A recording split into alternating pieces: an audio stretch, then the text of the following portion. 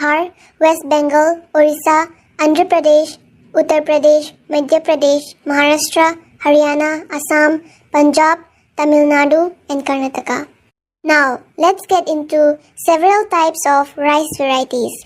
Several types of rice varieties are consumed in our country, that is basmati, red, jasmine, parboiled, white, brown, and sticky rice. So, how to select seeds for organic paddy farming? To achieve better crop yield in the cultivation of paddy, using quality seed is an important factor. So, proper care has to be taken in choosing seeds of the best quality. Much of the success in raising healthy seedlings based on the quality of seeds. Seeds planted for sowing must satisfy the following requirements. The seed must be clean and free from obvious mixtures of other seeds. It must be mature, well developed, and plump in size. The seed must be free from obvious signs of age and bad storage. It must have a high germinating capacity. Now, let's get into organic soil preparation for paddy farming. In paddy cultivation, it is always good to study the nature, type, and nutrient content of the soil before adding nutrients. This entire activity can be done by having soil samples tested in a soil testing laboratory. A paddy needs to retain water well. Preferably, soil wants to include around 50% clay content and also soil underlain with an impervious harpen or clay pan helps to retain water. Topsoil must be ideally 18 to 23 cm deep. Manure can be applied based on the potassium, nitrogen, and phosphorus content of the soil. In paddy cultivation, the yield will be high when the pH level of the soil is between 5 and 6.5. If the pH level of the soil is below 5 or above 9, the yield will be poor. Alluvial soil, clayey and sandy clay soils are best suitable for paddy cultivation.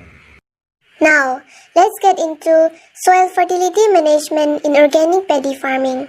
In organic paddy cultivation, the application of chemical fertilizer is banned. It is suggested growers select a fertile land of cultivation. This early selection provides an advantage in maintaining leverage of quality and quantity. Moreover, growers must understand the proper soil maintenance and management of soil fertility for the sustainable production of organic paddy. The following are the references of soil fertility management as follows. The first is no burning of remaining straws and tillers in addition to any other organic materials in the rice field. This will cause loss of beneficial microorganisms and organic matters. The second is growers may apply organic matter into the rice field of soil improvement frequently. The third is increase organic matters in soil by growing leguminous crops. The fourth is the rice field will not be left idle after harvesting and before planting rice. The area must be covered with leguminous crops and others such as cowpea, jack bean or sword, Indian, hemp and Sesbania restera. The fifth is soil analysis must be done yearly. Adjust the soil pH level to 5.5 to 6.5. In the case of high acidic soil, it is suggested to use marl or wood ash. The atmosphere contains around 78% nitrogen. In paddy cultivation, some of the microbes that are usually used for the purpose include phosphobacteria, azotobacter, and azospirillum. They are not only decrease the cultivation cost of using chemical fertilizers but also increase the yield and fertility of the soil. Plant growth regulators are Panchagavya and Amirtha Karaisal. Now, let's see selection of seed in organic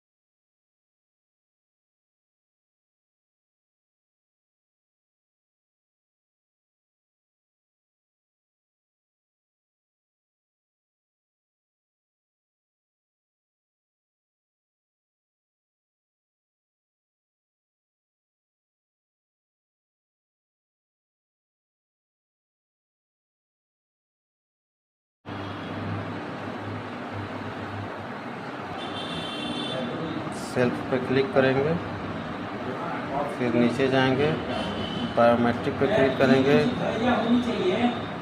फिर authentic पे click करेंगे, फिर किसान का accept करेंगे, फिर किसान का अंगूठा लगाएंगे।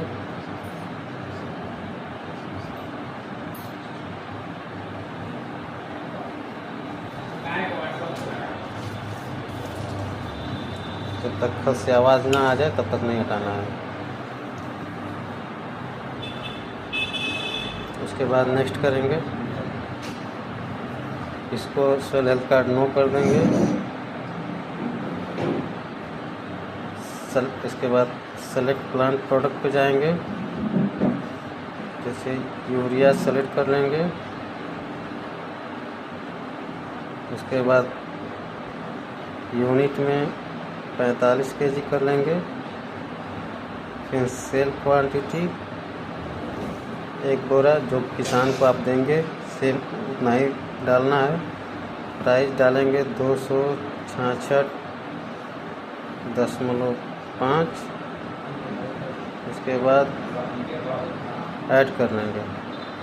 यदि किसान 1 बोरा यूरिया 1 बोरा डाई दोनों ले रहा है तो फिर यूरिया 1 बोरा करने के बाद फिर ऊपर जाएंगे। फिर यहाँ से आप डीएपी पे क्लिक कर लेंगे। फिर डीएपी यूनिट में 50 kg कर लेंगे। फिर इसको 1 बोरा प्राइस है 1350 रुपये। उसके बाद इसको भी ऐड कर देंगे। फिर इसको कैश पे क्लिक करेंगे, सबमिट करेंगे। उसके बाद यस करेंगे।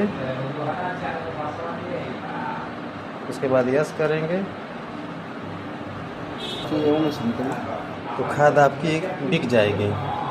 अगर खाद को रिसीव करना है तो रिसीव के लिए जैसे कोई आपको डीलर या किसी डीलर से आप खाद ले रहे हैं, उसको अकाउंटमेंट करना है, रिसीव करना है, तो उसके लिए आप ऊपर जाएंगे अकाउंटमेंट में।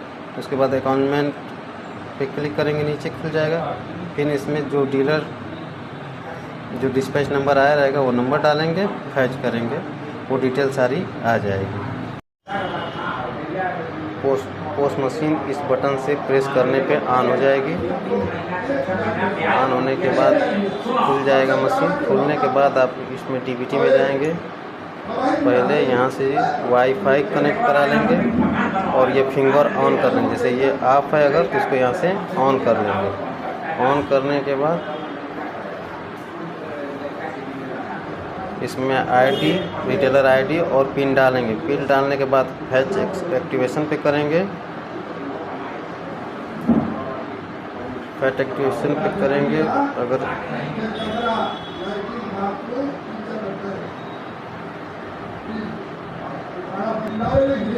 उसके बाद फैच एक्टिवेशन पे करने के बाद ये आपका नाम दिखाएगा। उसके बाद लॉगिन पे क्लिक करेंगे, फिर एक्सेप्ट करेंगे।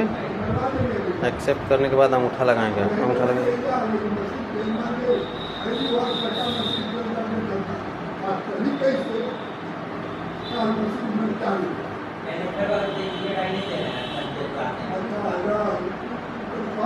यदि इस तरह का प्रॉब्लम आता है तो एक बार चेक करेंगे, फिर से लगाएंगे। अच्छे से लगाइए, अच्छे से लगाएंगे तभी पकड़ेगा ये।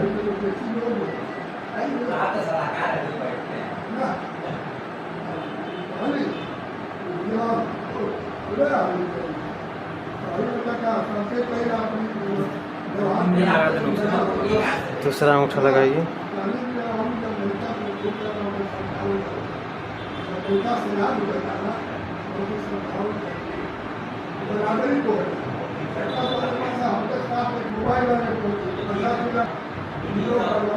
अंगूठा लगाइए। अंगूठा लगा। ठीक है, ठीक है।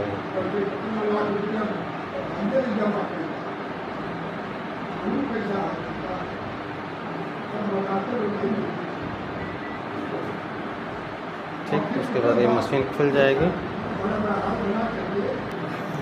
होने के बाद यदि आप किसी होलसेलर से कोई स्टॉक लेते हैं तो इसको क्लिक करेंगे, नीचे ये खुल जाएगा। उसके बाद इसमें डालेंगे, इसमें जो होलसेलर के तरफ से जो कोड नंबर मिलेगा, डीडी डिस्पैच नंबर, उसके यहाँ भरेंगे, यहाँ फैच दाबेंगे तो ये खुल जाएगा। इसके लिए मैं एक और वीडियो बनाया हूँ, वो भी आपको दे दूँगा। नीचे यहाँ और सेल करने के लिए सेल ऑफ फर्टिलाइज़र में जाएंगे, इस पे यहाँ से क्लिक, इसमें सेल टू फार्मर में जाएंगे, क्लिक करेंगे। उसके बाद इसमें आधार पे क्लिक करने के बाद आधार नंबर भरेंगे और ये सेल को, इसका भी वीडियो एक अलग से बनाया हूँ, वो आपको मैं पकड़ाएगा मोबाइल का पकड़ लेगा।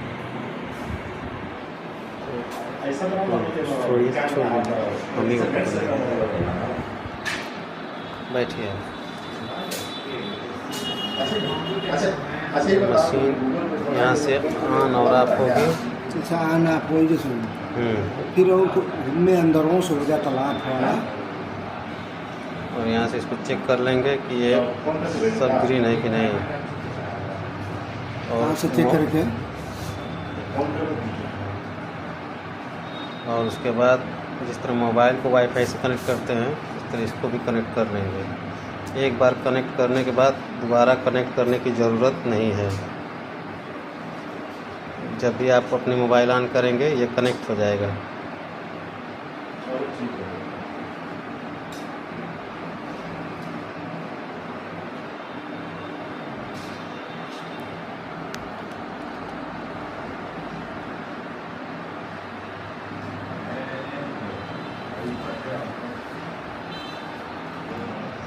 तो मोबाइल अब कनेक्ट हो गया है वाईफाई। उसके बाद इसको चेक कर लेंगे मंत्रा को। देखिए सभी तीनों डॉट ग्रीन हो गए हैं। ग्रीन होने के बाद बैक हो जाएंगे, डीबीटी में जाएंगे,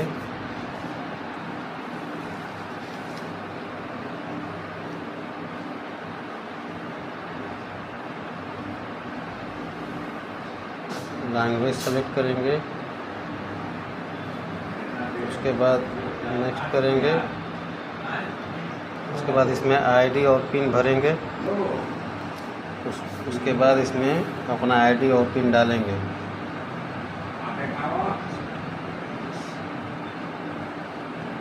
नीचे पासवर्ड या पिन जो कहते हैं उसको। उसके बाद फैच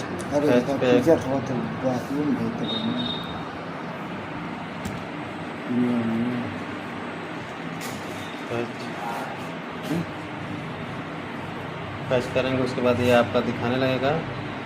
उसके बाद लॉगिन करेंगे। लॉगिन के बाद एक्सेप्ट, अंगूठा लगाइए अपना। जब तक खच से आवाज़ ना करे तब तक अंगूठा हटाना नहीं है।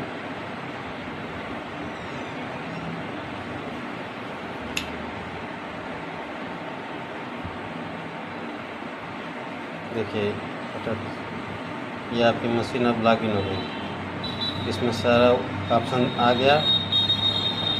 सेल करने के लिए सेल करने के लिए इसमें जाएंगे, सेल ऑफ फर्टिलाइज़र। नीचे देखिए ऑप्शन खुला है सेल टू फार्मर, इसमें जाएंगे।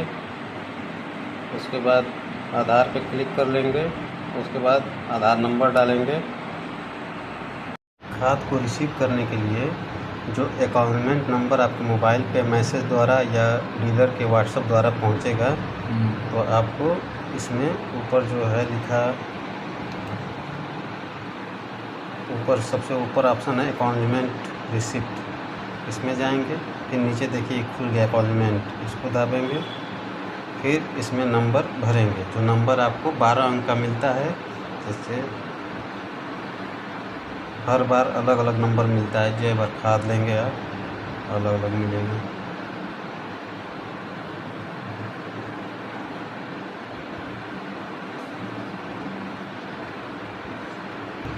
यहाँ पे भर देंगे। उसके बाद दाबेंगे फैच दाबेंगे, फिर सारे डिटेल आपको आ जाएंगे। यदि उस इनवाइस में दो प्रोडक्ट हैं तो आपको 2 नंबर जाएंगे। देखिए जैसे ये यूरिया है, यूरिया देखिए लिखा हुआ है क्वांटिटी इतना, नो टन, इनवॉइस नंबर ये, और ये भरने के लिए तो जो ऊपर लिखा है नो टन सेम वही इसमें भरना भी है। नो टन एमटी का मतलब कि आपको 200 बोले, ठीक, वही भरना है। देखिए आप इसी वाउचर में DAP भी है। देखिए यहाँ पे DAP लिखा है, नीचे क्वांटिटी 10 टन लिखा है, और इसके रिसीव क्वांटिटी में आपको यही 10 भरना भी है। 10 टन भर देंगे और उसके बाद यहाँ से सबमिट कर देंगे। 10 टन DAP का लिए कितना है? 10 टन DAP का भी मतलब 200, और यहाँ सबमिट ओके हो गया। ये आपका खाद इसमें रिसीव हो गया, ठीक है। अब आप खाद को बेच सकते हैं। रिपोर्ट देख सकते हैं, यहाँ से भी जाकर देख सकते हैं कि हमने रिसीव कर लिया कि नहीं। रिपोर्ट में जाएंगे, देखिए यहाँ पे आपको लिखा है रिसिप्ट फर्टिलाइज़र रिसिप्ट रिपोर्ट। यहाँ पे फर्टिलाइज़र रिसिप्ट टुडे में जाएंगे तो जो भी आज खाद रिसीव किए होंगे, ये देखिए आ गया नीचे यूरिया 9 टन, DAP 10 टन। यहाँ से आप देख लेंगे कि हमने रिसीव किया है आज। धान की फसल में खरपतवार यानी कि घास और झाड़ियाँ आ जाए तो ना तो उपज ठीक से मिलती है और ना ही मेहनत का फल मिलता है। लेकिन अब चिंता करने की जरूरत नहीं है, क्योंकि अब आ गया है ऑलमिक्स। इसका टेक्निकल नेम है क्लोरीम्यूरॉन इथाइल 10% और मेटासल्फ्यूरॉन मिथाइल 10%। यह सभी प्रकार के जिद्दी खरपतवारों को खत्म करता है, खास करके गांठ वाले खरपतवार, मोथा और दूब घास। इसे नॉमिनी गोल्ड के साथ मिलाकर के भी उपयोग किया जा सकता है। यह सिलिकॉन स्टिकर के साथ अच्छा रिजल्ट देता है और इसका डोज 8 ग्राम प्रति। तो दोस्तों ये है ह्यूमिक एसिड, जो कि मिट्टी को सुधारने का काम करता है और यह एक 100% ऑर्गेनिक फर्टिलाइजर है। और दोस्तों इसे डालने के बाद यह पौधे में व्हाइट रूट्स को बढ़ाने में सहायक होता है और मिट्टी को हल्का करने का काम करता है। और इसके अलावा दोस्तों यह मिट्टी में जल धारण की क्षमता को भी बढ़ाता है, और जिसके बाद दोस्तों आपके पौधे का विकास अच्छा और काफी तेज गति के साथ होता है। और दोस्तों आप इस फर्टिलाइजर को सभी तरह की फसलों में डाल सकते हैं। और यदि दोस्तों आपको ह्यूमिक एसिड का 100% फायदा चाहिए तो इसके लिए दोस्तों आपको इसे अच्छे से पानी में मिला के पौधे की जड़ों के पास में डालना चाहिए। आप ह्यूमिक एसिड को खेती में भी उपयोग में ले सकते हैं और घर में लगे पौधों के लिए भी आप ह्यूमिक एसिड को उपयोग में ले सकते हैं। और आप ह्यूमिक एसिड का डोज 40 से 50 ग्राम 15 लीटर पानी की टंकी में मिला के उपयोग में ले सकते हैं। राम राम किसान भाइयों, अगस्त लग चुका है, आप भी फटेरे का इस्तेमाल करते हैं तो इस वीडियो को देखिएगा पूरा। 5 बातें आपको ऐसी बताऊंगा फटेरे के बारे में जो आपने शायद ना सुनी हो। तो दोस्तों ये जो FMC कंपनी का फटेरा आता है, इसके अंदर जो ये टेक्निकल देख रहे हैं आप, ये आपका कोराजिन का ही टेक्निकल है। बस फर्क इतना है कि वो लिक्विड है और ये ग्रैनुअल में है। दोस्तों दूसरी इसकी बात हम कर लेते हैं स्कैनर की। स्कैनर जो होता है इसका एक बार स्कैन करने के बाद दोबारा स्कैन नहीं होगा। दोस्तों असली कंपनी का जो आपको फटेरा होगा वो दोबारा स्कैन नहीं होगा। तीसरी बात दोस्तों, ये जड़ से काम करता है, मतलब अगर आप जड़ में डालते हैं तो पूरे पौधे के अंदर काम करता है। ये सिस्टमेटिक तरीके से पूरे पौधे की सुरक्षा करता है हर बीमारी से दोस्तों। चौथा काम दोस्तों, ये बढ़वार भी करता है, जैसे आपका कोई भी टॉनिक करता है उसी प्रकार से ये पौधे की बढ़वार भी करता है। पांचवा, अगर आप इसका असर डबल करना चाहते हैं तो इसके अंदर थाइमोक्सम मिलाकर आप इसका इस्तेमाल कर दें। और 1 किलो से गन्ने के अंदर 2 किलो प्रति बीघा के हिसाब से आप इसका इस्तेमाल करें। वीडियो की जानकारी कैसी लगी, चैनल को करिए सब्सक्राइब, वीडियो लाइक। धन्यवाद। बात करेंगे धान की फसल के अंदर सल्फ़र के फ़ायदे के बारे में, कि धान की फसल के अंदर हमें सल्फ़र डालनी चाहिए या फिर नहीं डालनी चाहिए, और यदि डालनी चाहिए तो हमें कितनी इसकी मात्रा डालनी चाहिए और किस समय पर हमें इसका उपयोग करना चाहिए, जिससे कि हमें कुछ फ़ायदे हो सकते हैं। तो क्या फ़ायदे इसके हमें देखने को मिलेंगे। तो किसान भाई, सल्फ़र का उपयोग धान की फसल में आपको एक बार अवश्य करना चाहिए। यदि मैं इसकी डालने की बात करूं तो इसे आपको लगभग रोपाई से 25 से लेकर 30 दिन के अंदर डाल देना चाहिए। और बात कर लेता हूं इसकी मात्रा की, तो आपको लगभग 3 से लेकर 4 किलोग्राम जो हमारी डस्ट वाली पाउडर वाली हमारी सल्फ़र आती है, उसे आप धान की फसल में एक बार उपयोग कर सकते हैं। इसके डालने से आपकी फसल के अंदर फंगस का अटैक भी बहुत कम होगा। ये खाद की तरीके से भी काम करेगा और आपकी धान की फसल के अंदर जो टिलरिंग है, जो ग्रोथ है, वह भी अच्छी तरीके से होकर के चलेगी। तो आप एक बार अपनी धान की फसल के अंदर सल्फर का उपयोग अवश्य करें। धन्यवाद। जब भी हमारी फसल में जिंक की कमी होती है तो उसके लक्षण भी आपको स्पष्ट रूप से खेत में देखने को मिलेंगे।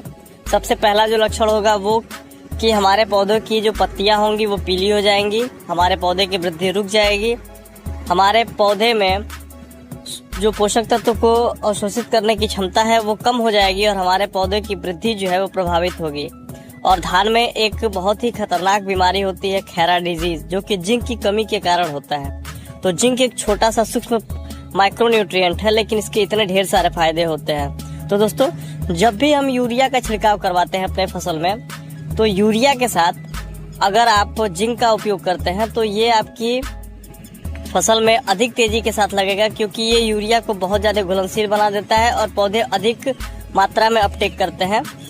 तो दोस्तों अब इसके क्या क्या फ़ायदे हैं, तो इसके फ़ायदे जो ये है कि अगर आप अपनी फसल में जिंक का उपयोग करते हैं तो ये आपकी फसल में 10 से 20% की बढ़ोतरी देखने को मिलेगी।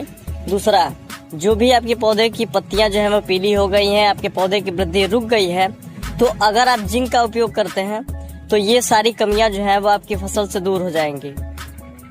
और तीसरा, ये आपके पौधों की चयापचय क्रियाओं में मदद करता है और ये सेल डिवीजन में मदद करता है, जिससे कि आपके पौधे में वृद्धि अच्छे तरीके से होती है और कल्ले भी अधिक फूटते हैं। और तो और ये आपके पौधों की जड़ों के विकास में भी मदद करता है। तो एक छोटा सा सूक्ष्म पोषक तत्व तो इतने ढेर सारे फायदे देता है। तो दोस्तों इसको देने की क्या क्या तरीके होते हैं, तो इसको देने के बहुत सारे तरीके होते हैं। आप इसको जो है वो यूरिया के साथ यूज कर सकते हैं, आप इसको गोबर के साथ भी यूज कर सकते हैं।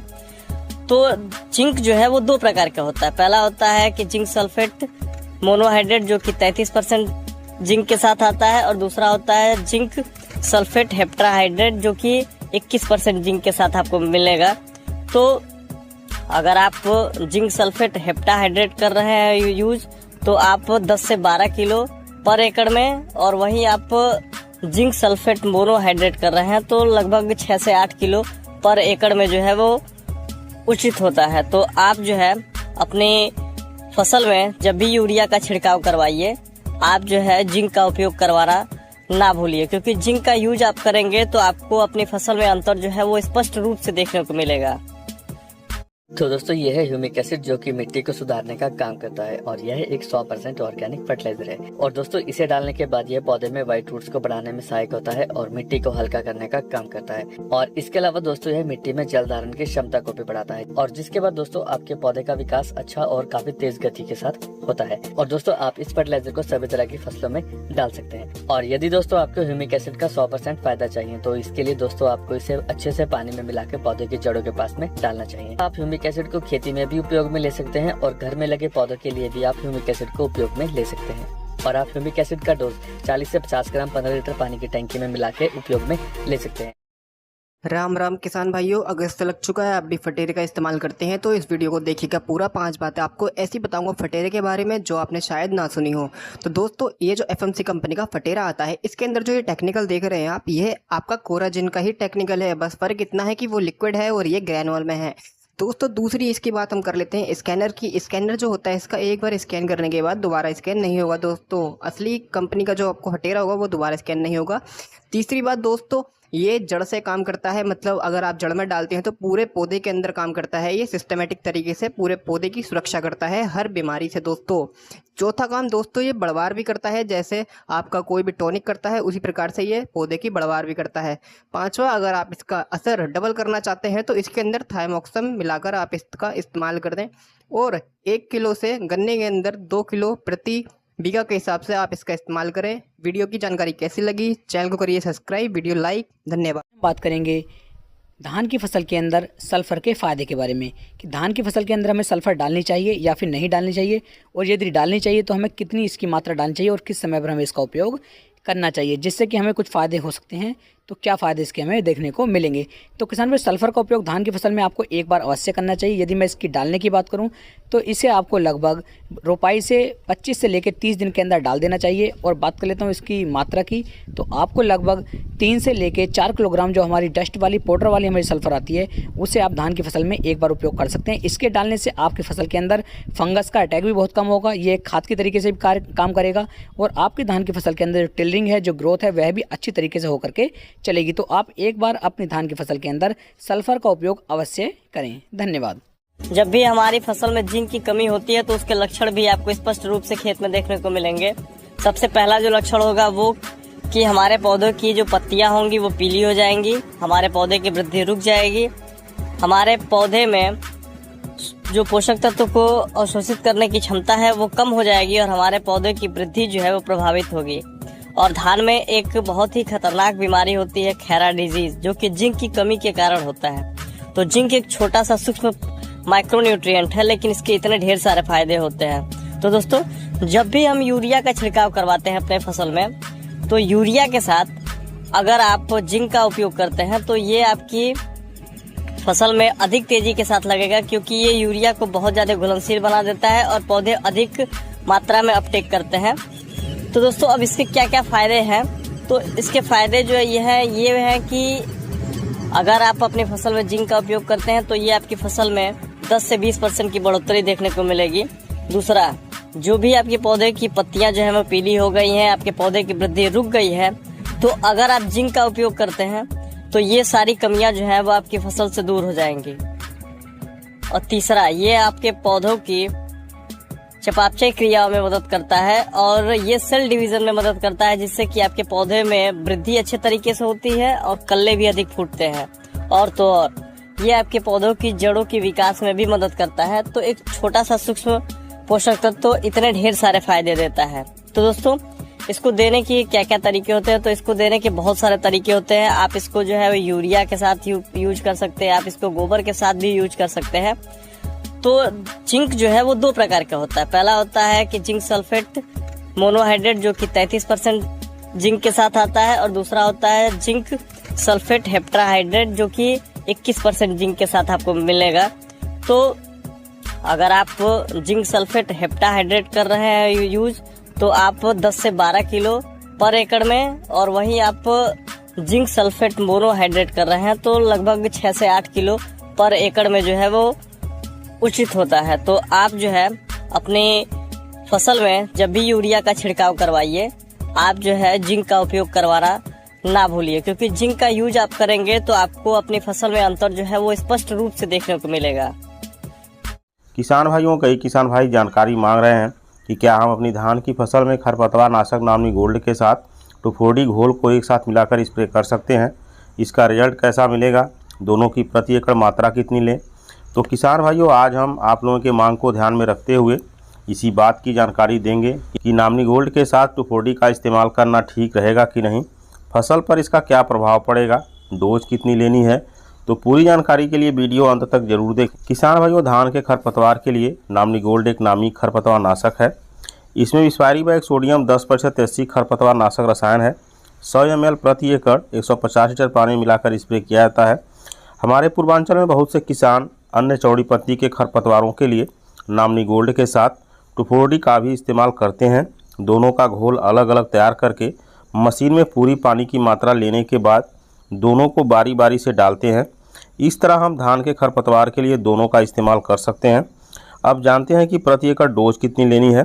तो प्रति एकड़ नामनी गोल्ड का इस्तेमाल कर रहे हैं तो हम 2,4-D की आधी मात्रा यानी 250 ml प्रति एकड़ ले सकते हैं। 2,4-D के इस्तेमाल से धान की फसल थोड़ी दबाव में ज़रूर आती है, लेकिन फसल को किसी भी तरह का नुकसान नहीं होता है। दोनों को एक साथ मिलाने पर दवा के कार्यप्रणाली पर भी कोई असर नहीं पड़ता है, बल्कि बढ़िया रिजल्ट मिलता है। तो किसान भाइयों, नामनी गोल्ड के साथ 2,4-D का इस्तेमाल कर सकते हैं, कोई दिक्कत की बात नहीं है। किसान भाइयों, जानकारी अच्छी लगी हो तो लाइक ज़रूर करें। अगले वीडियो में एक नई जानकारी के साथ फिर मिलेंगे, तब तक के लिए धन्यवाद।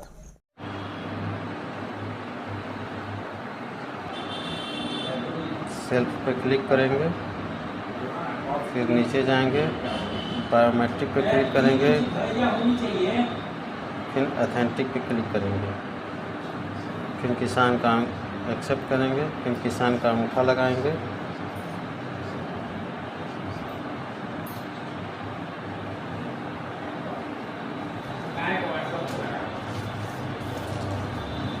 जब तक खत से आवाज़ ना आ जाए तब तक नहीं हटाना है।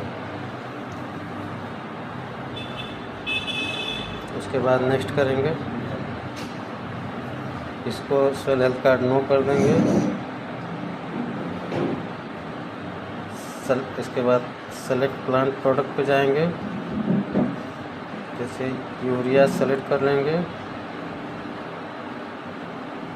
उसके बाद यूनिट में 45 kg कर लेंगे।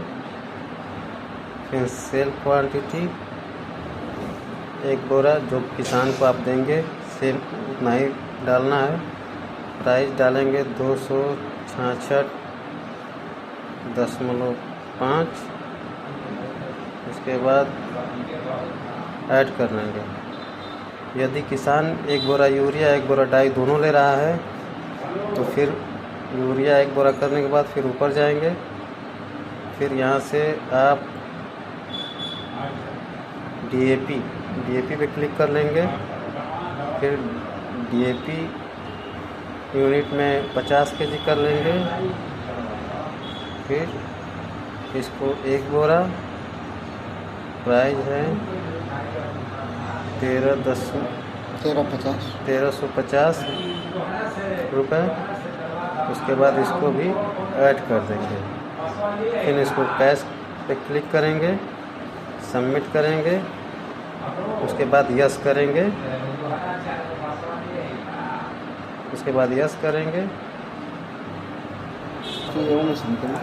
तो खाद आपकी बिक जाएगी। अगर खाद को रिसीव करना है तो रिसीव के लिए जैसे कोई आपको डीलर या किसी डीलर से आप खाद ले रहे हैं, उसको अकाउंटमेंट करना है, रिसीव करना है, तो उसके लिए आप ऊपर जाएंगे अकाउंटमेंट में। उसके बाद अकाउंटमेंट पे क्लिक करेंगे, नीचे खुल जाएगा। फिर इसमें जो डीलर जो डिस्पैच नंबर आया रहेगा वो नंबर डालेंगे, फैच करेंगे, वो डिटेल सारी आ जाएगी। पोस्ट मशीन इस बटन से प्रेस करने पे ऑन हो जाएगी। ऑन होने के बाद खुल जाएगा मशीन। खुलने के बाद आप इसमें डीबीटी में जाएंगे। पहले यहाँ से वाईफाई कनेक्ट करा लेंगे और ये फिंगर ऑन कर लेंगे। जैसे ये ऑफ है अगर तो इसको यहाँ से ऑन कर लेंगे। ऑन करने के बाद इसमें आईडी, रिटेलर आईडी और पिन डालेंगे। पिन डालने के बाद फैच एक्टिवेशन पे करेंगे। फैच एक्टिवेशन पे करेंगे। अगर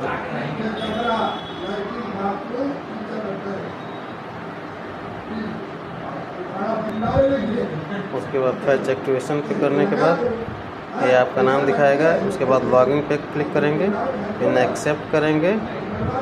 एक्सेप्ट करने के बाद अंगूठा लगाएंगे। अंगूठा लगाएंगे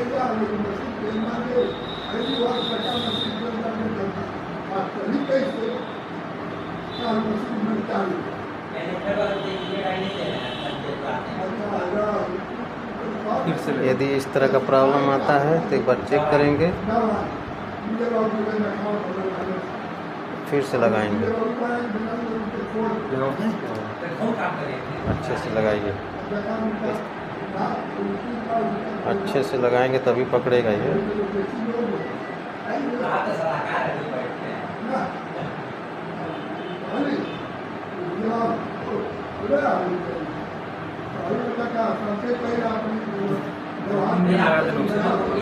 दूसरा अंगूठा लगाइए।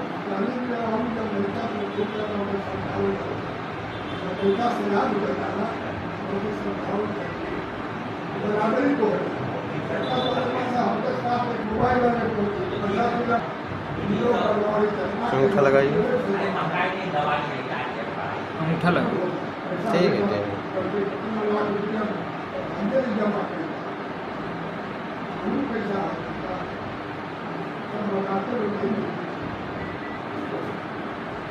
ठीक, उसके बाद ये मशीन खुल जाएगी।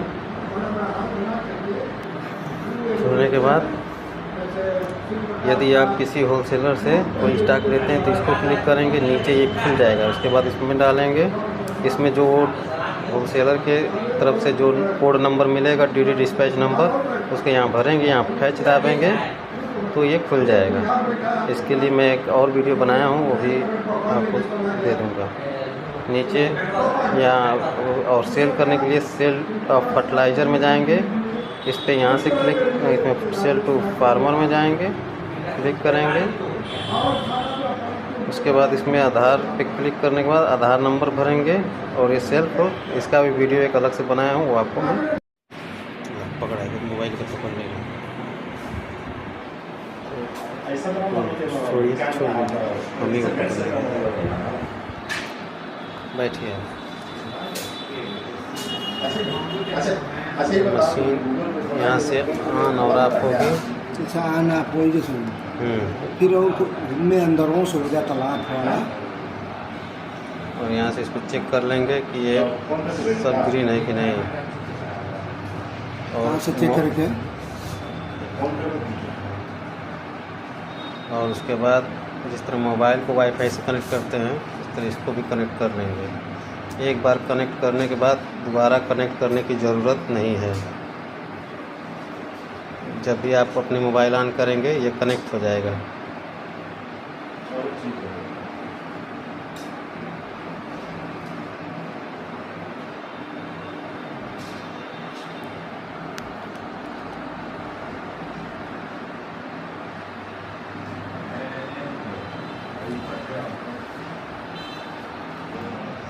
तो मोबाइल अब कनेक्ट हो गया है वाईफाई।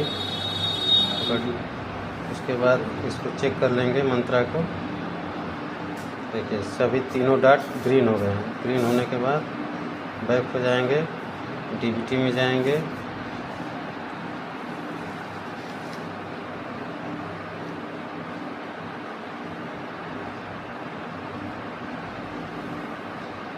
लैंग्वेज सेलेक्ट करेंगे,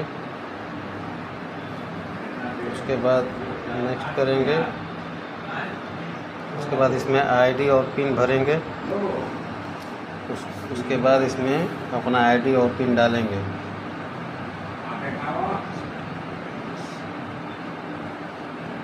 नीचे पासवर्ड या पिन जो कहते हैं उसको। उसके बाद फैच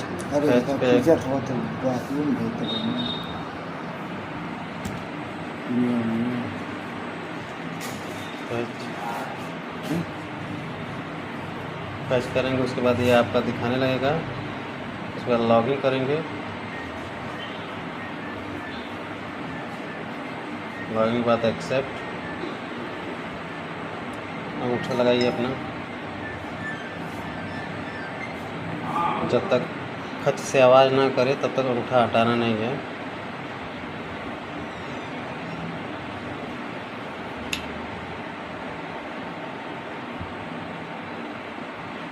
देखिए ये आपकी मशीन अब लॉगिन हो गई। इसमें सारा ऑप्शन आ गया। सेल करने के लिए सेल करने के लिए इसमें जाएंगे, सेल ऑफ फर्टिलाइज़र। नीचे देखिए ऑप्शन खुला है सेल टू फार्मर, इसमें जाएंगे। उसके बाद आधार पे क्लिक कर लेंगे। उसके बाद आधार नंबर डालेंगे। खाद को रिसीव करने के लिए जो अकाउंटमेंट नंबर आपके मोबाइल पे मैसेज द्वारा या डीलर के व्हाट्सएप द्वारा पहुंचेगा, तो आपको इसमें ऊपर जो है लिखा, ऊपर सबसे ऊपर ऑप्शन है अकाउंटमेंट रिसिप्ट, इसमें जाएंगे। फिर नीचे देखिए खुल गया अकाउंटमेंट, इसको दाबेंगे। फिर इसमें नंबर भरेंगे। जो नंबर आपको 12 अंक का मिलता है, जैसे हर बार अलग अलग नंबर मिलता है। जो बार खाद लेंगे आप अलग अलग मिलेंगे।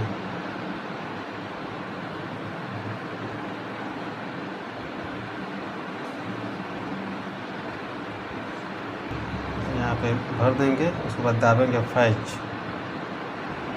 फैच दाबेंगे, फिर सारे डिटेल आपको आ जाएंगे। यदि उस इनवाइस में दो प्रोडक्ट हैं तो आपको 2 नंबर जाएंगे। देखिए जैसे ये यूरिया है, यूरिया देखिए लिखा हुआ है क्वांटिटी इतना, नो टन, इनवाइस नंबर ये, और ये भरने के लिए तो जो ऊपर लिखा है नो टन, सेम वही इसमें भरना भी है। नो टन एमटी का मतलब कि आपको 200 बोले, ठीक वही भरना है। देखिए आप इसी पाउचर में डीएपी भी है। देखिए यहाँ पे डीएपी लिखा है, नीचे क्वांटिटी 10 टन लिखा है, और इसके रिसीव क्वांटिटी में आपको यही 10 भरना भी है। 10 टन कर देंगे, और उसके बाद यहाँ से सबमिट कर देंगे। 10 टन डीएपी का लिए कितना है? 10 टन डीएपी का भी मतलब 200, और यहाँ सबमिट ओके हो गया। ये आपका खाद इसमें रिसीव हो गया, ठीक है। अब आप खाद को बेच सकते हैं। रिपोर्ट देख सकते हैं, यहाँ से भी जाकर देख सकते हैं कि हमने रिसीव कर लिया कि नहीं। रिपोर्ट में जाएंगे, देखिए यहाँ पे आपको लिखा है रिसिप्ट, फर्टिलाइज़र रिसिप्ट रिपोर्ट। यहाँ पे फर्टिलाइज़र रिसिप्ट टुडे में जाएंगे तो जो भी आज खाद रिसीव किए होंगे, ये देखिए आ गया नीचे यूरिया 9 टन, DAP 10 टन। यहाँ से आप देख लेंगे कि हमने रिसीव किया है आज।